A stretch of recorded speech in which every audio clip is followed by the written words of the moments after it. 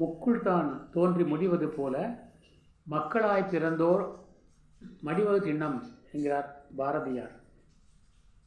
முக்குள்கள் மழையிலே தோன்றும், அது அழகாக இருக்கும், சிறிது நேரத்திலேயே அது மறைந்துவிடும். அதுபோலத்தான் மனித வாழ்க்கை. முக்குள் தான் தோன்றி முடிவது போல மக்களாய் பிறந்தோர் மடிவது திண்ணம் என்று வாழ்வின் நிலையாமை பற்றி பாரதியார் கூறியிருக்கின்றார். அதே கருத்தை தான் நமது கபீர்தாசர் சொல்கிறார் இந்தியிலே. पानी केरा बुदबुदा अस मानुष गात देखत ही छिप जाएगा ज्यों तारा प्रभात. பாரதியுடைய படைப்புகளால் ஈர்க்கப்பட்ட கவிஞர் கனக சுப்புரத்தினம் தன்னுடைய பெயரை பாரதிதாசன் என்று மாற்றிக்கொண்டார். அதுபோல பாரதிதாசனுடைய கவிதைகளால் ஈர்க்கப்பட்ட கவிஞர் சுரதா அவர்கள் தன்னுடைய பெயரையும் அவர் சுப்புரத்தினதாசன் என்று மாற்றிக்கொண்டார். அது சுருக்கமாக சுப்பு என்பதற்கு சு என்றும், ரத்தின என்பதற்கு ரா என்றும், தாசனுக்கு தா என்றும் மாற்றி தன்னை பிரகடனப்படுத்தி கொண்டார் கவிஞர் சுரதா. கவிஞர் சுரதா தத்துவ கவிதை எழுதுவதிலே வல்லவர். அவருடைய கவிதை இங்கே நாம் ஒப்பு நோக்கிறோம். ஆடி அடங்கும் வாழ்க்கையடா ஆரடி நிலமே சொந்தமடா. ஆடி அடங்கும் வாழ்க்கையடா ஆரடி நிலமே சொந்தமடா. அதே கருத்து தான் முக்குள் தான் தோன்றி முடிவது போல மக்களாய் பிறந்தோர் மடிவது எண்ணம். தமிழ் இலக்கியத்திலே திருமூலர் மிக சிறந்த கவிஞர், துறவி அவர்கள்.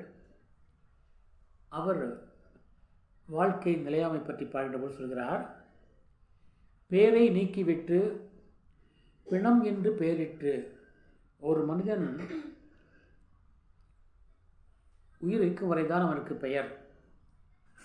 அதன் பிறகு பிணம் என்கிறோம், இந்தியிலே லாஷ் என்கிறோம், ஆங்கிலத்திலே டெட் பாடி என்கிறோமே தவிர பெயரை சொல்வது இல்லை. ஆகவே அவர் சொல்கிறார், பேரை நீக்கிவிட்டு பிணம் என்று பெயரிட்டு. பேரை நீக்கிவிட்டு பிணம் என்று பெயரிட்டு சோலை சுடுகாட்டிலே எரியூட்டி. சோலை சுடுகாட்டிலே எரியூட்டி நீரில் மூழ்கி நினைவொழிந்தாரே. நீரில் மூழ்கி நினைவொழிந்தாரே. சுடுகாட்டிலே பார்த்து கொள்ளுங்கள். வாழ்க்கையின் நிலையாமை பற்றி எல்லோரும் பேசுவார்கள். பல பேர் என்னப்பா வாழ்க்கை என்று பலர் அங்கே வந்திருக்கிற அனைவரும் பேசுவார்கள் வாழ்க்கையின் நிலையாமை பற்றி. ஆனால் வெளியே வந்தவுடனே, அந்த இடுகாட்டை விட்டு வெளியே வந்ததுமே பழையபடி அந்த தினமை மறந்து தன்னுடைய சொந்த நிலையை, வியாபாரத்தை, தொழிலை, குடும்பத்தை பற்றி, சமுதாயத்தை பற்றி, அரசியலை பற்றி பேசத் தொடங்குவார்கள். அதான் சொல்கிறார், நீரில் மூழ்கி நினைவொழிந்தாரே. ஆக மனித வாழ்க்கை அது வரைக்கும் தான் என்பது திருமூலருடைய வாழ்க்கை. அதே போல நம் கவியரசர் அவர்கள் பாடுகிறார், இரவல் தந்தவன் கேட்கின்றான் அதை இல்லை என்றால் அவன் விடுவானா. இரவல் தந்தவன் கேட்கின்றான் அதை இல்லை என்றால் அவன் விடுவானா. உறவை சொல்லி அழுவதனாலே உயிரை மீண்டும் தருவானா. இரவல் தந்தவன் கேட்கின்றான் அதை இல்லை என்றால் அவன் விடுவானா. உறவை சொல்லி அழுவதனாலே உயிரை மீண்டும் தருவானா. கூக்குரலாலே கிடைக்காது இது கோர்ட்டுக்கு போனால் ஜெயிக்காது. கூக்குரலாலே கிடைக்காது இது கோர்ட்டுக்கு போனால் ஜெயிக்காது.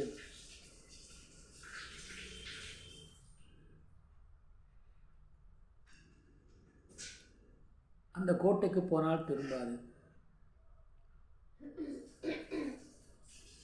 அந்த கோட்டைக்கு போனால் திரும்பாது. அதே கவியரசர்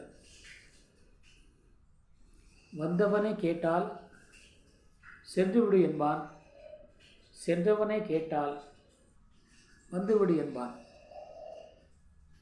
வந்தவனை கேட்டால் சென்றுவிடு என்பான், சென்றவனை கேட்டால் வந்துவிடு என்பான்.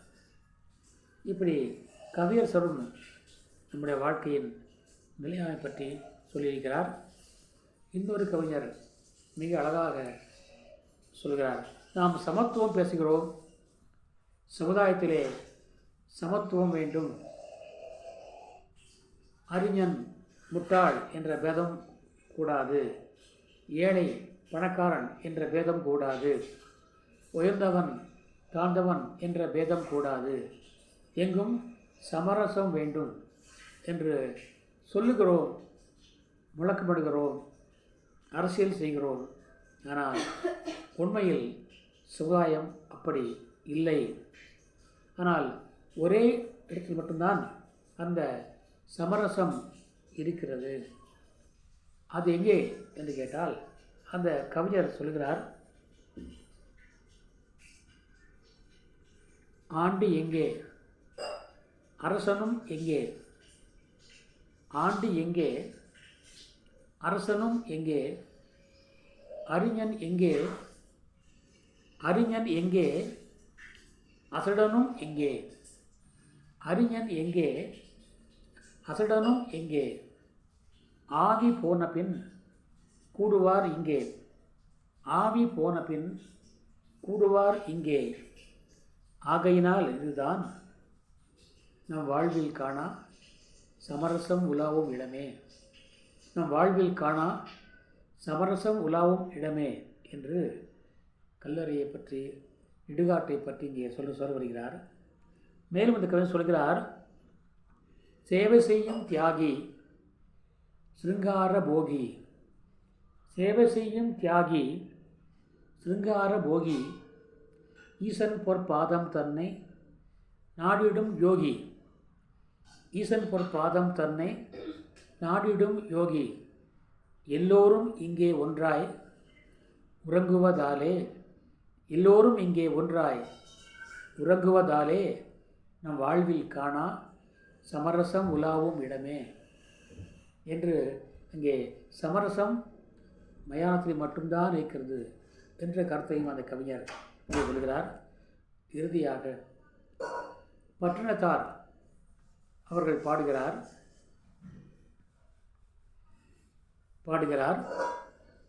யமனும் வந்து உயிர் சுமந்து பிணமாய் சுழலியில் செல்லும் நாளிலே, யமனும் வந்து உயிர் கொணர்ந்து பிணமாய் சுடலையில் செல்லும் நாளிலே, நம் நாடு எங்கே, பெரும் வீடு எங்கே, நம் நாடு எங்கே, பெரும் வீடு எங்கே, காப்பு நஞ்சை எங்கே, தோப்பு புஞ்சை எங்கே,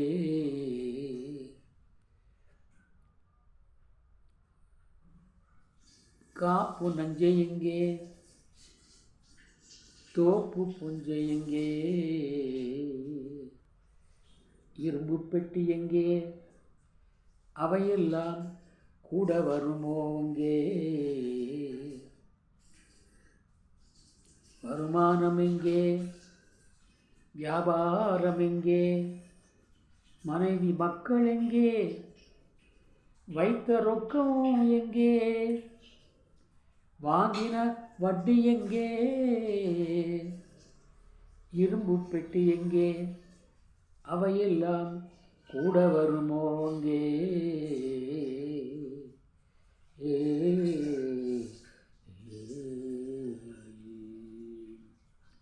நாடி வருவதது பாப புண்ணியமல்லாது நாம் அறையில் அணியும் கோவணமும் வராது.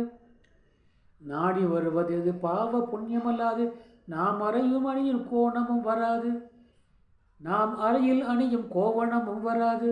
நன்கு உணர்ந்து கொண்டு சிந்தையும் தெளிந்து கும்பிடுங்கள் என்றும் பக்தி கொண்டாடுவோம். தெய்வ பக்தி கொண்டாடுவோம்.